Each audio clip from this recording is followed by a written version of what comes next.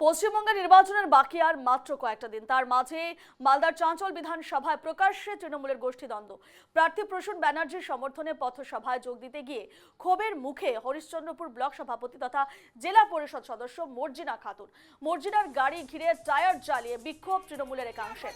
সোমবার রাতে তুলসীহাটা গ্রাম পঞ্চায়েতের পাড়ো এলাকার এই ঘটনায় চাঞ্চল্য ছড়িয়েছে। দেখা যাচ্ছে ছবি, আপনাদের কটাক্ষ করেছে বিরোধীরা। শুরু হয়েছে রাজনৈতিক চর্চা।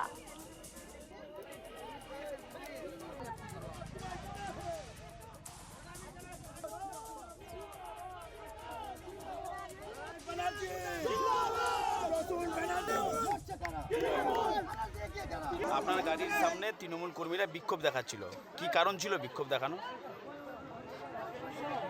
আজকে এখানে একটা মিটিং ছিল, যারা বহু পুরনো তৃণমূলের কর্মী বা তৃণমূলের নেতৃত্ব যারা ছিলেন 2020 সাল থেকে।